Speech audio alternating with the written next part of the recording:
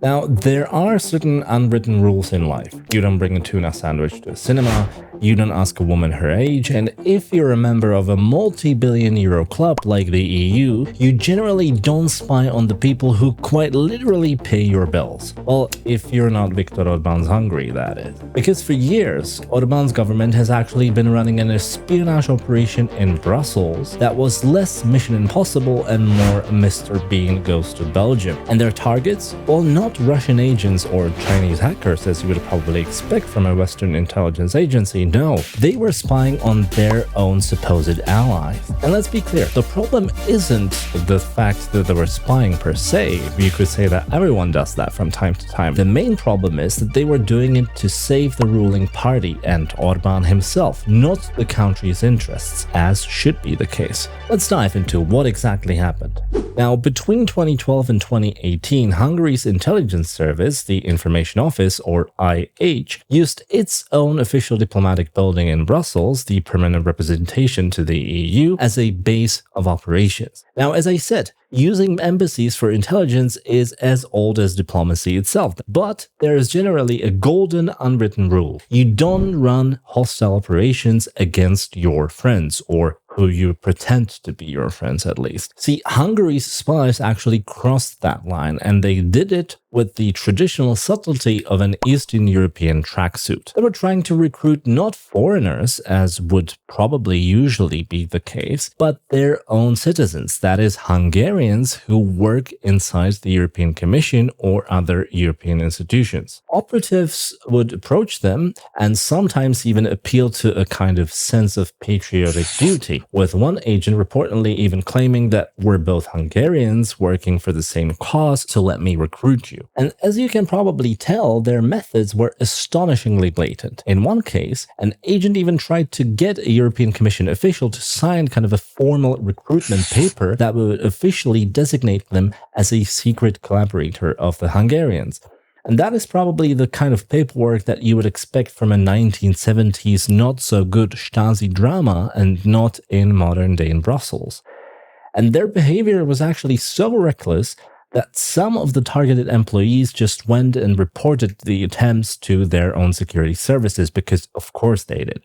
And unsurprisingly, just because how clumsy they were about this whole thing, the whole network later collapsed in 2017 after the lead agent was exposed because, of course, he was. And that later forced Hungary to rebuild its spy presence in Brussels basically from the ground up. It was a catastrophic failure born from incompetence and also maybe from a sense of impunity. So then the question is, why do this? Why take such a massive risk? Well, just take a closer look at Orban's Hungary and you will get the answer. See, traditionally, Western intelligence agencies are supposed to focus on genuine threats like terrorism or truly hostile states like Russia or China. Their job would be to protect the nation and its genuine security interests, not the ruling party. That's also why when the government changes in a country, the intelligence service actually stays the same because it's supposed to serve the nation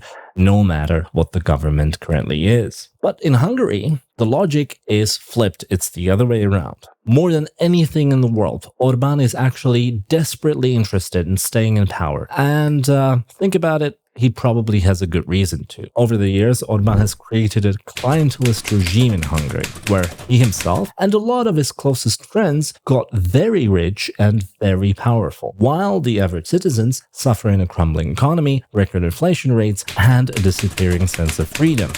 As we've discussed many times on the channel, Orban has basically turned Hungary into an authoritarian, non-democratic country. And that also explains the spying operation itself. See, the EU has had many issues with Orban and his style of governing. Of course they did. You may criticize the European Commission for many things, and sometimes you may even be correct. But one thing is very clear. They want to make sure that every single EU member state remains democratic and that it respects the fundamental values that the EU is built around. That is also where Orban's interest to keep a close eye on the EU comes from. See, the spying operation was actually designed to get advance warnings on what the EU does related to Hungary, such as its investigations into democratic backsliding in Hungary, and most importantly, the freezing of finances that was supposed to come from the EU budget to Budapest. And it's no wonder that Orban is so worried about the money being cut off. Since joining the EU in 2004, Hungary has been a massive net beneficiary from the EU budget. It has received a staggering 67 billion euros more from the budget than it has paid in. That is the very money that Orban now uses to fuel his system of clientelism and make himself and his friends rich. And at the same time, he tells the domestic audience that Brussels is evil and that they should hate the EU. By redefining national security to basically mean whatever threatens Fidesz, the ruling party, and Orban's government,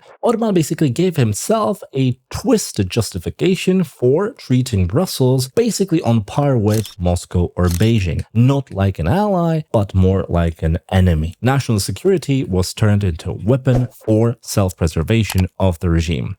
And by the way, if you're finding this story interesting, do me a favor and hit that like and subscribe button. And also a huge thank you to everyone already supporting me on herohero.co/praktballs. Now, back to the drama. Now, this whole affair gets even more complicated when you look at who was in charge in Brussels at the time. Between 2015 and 2019, when the spying was described as particularly aggressive by the Allies, Hungary's ambassador to the EU was a guy named Oliver Ferhali. Today, this very same guy is a European commissioner, so in a sense, he is one of the most senior officials in the entire EU. And the spies who were so clumsily trying to recruit other Hungarian officials in Brussels were operating out of the very embassy that he used to command. And of course, as you would expect, he denies everything. He says nothing shady happened under his watch.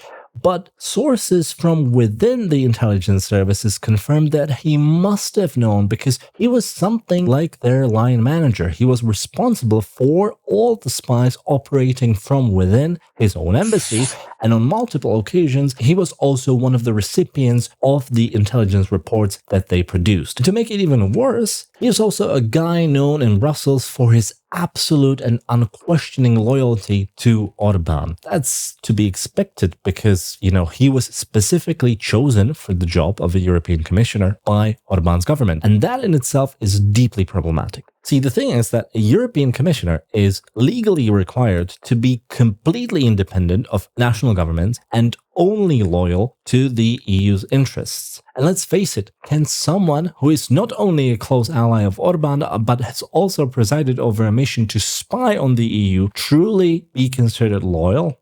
Hardly, right? Now, the revelation of this spy network has been a shock for Brussels, of course. The European Commission has now launched an internal investigation, and MEPs have called it one of the biggest scandals in the history of the EU in general. But the real damage is different. See, the real damage here is the damage to trust. Because the problem is that alliances, such as the EU or NATO, also based in Brussels, run mainly on the belief that everyone is generally on the same boat. And Hungary has now destroyed that trust and that belief. The result is quite clear. Allies now don't trust the Hungarians anymore. For example, according to reports, Belgium's security service now unofficially considers Hungary a compromised ally, and as a result, it selectively chooses what information to share with Budapest and what to hide from them, because they are a risk. They might pass whatever you tell them to Moscow, because Orban has been a huge friend of the criminal in the Kremlin. And meanwhile, of course, Hungary's response has been predictably defiant. They dismissed the scandal as a foreign smear campaign intended to attack the Orban regime. What do you think about the scandal? Do you also think it's absurd, or is it just me? Let me know in the comments. Now, the Hungarian spy scandal is more than just a diplomatic incident. It's a symptom of a much deeper problem. We have an EU and NATO member state that enjoys all the benefits of membership, not only financial, while it increasingly operates like an authoritarian regime and an enemy, or at least an adversary, of the EU and NATO. Hungary has long abandoned the unwritten rules of alliances and also weaponized its state institutions, not for the good of the nation, as we've seen, but for the preservation of one political party and the regime. And the EU now faces the challenge of how to deal with a member that openly treats it as an enemy. And for the rest of the heart of Europe, it is a stark reminder of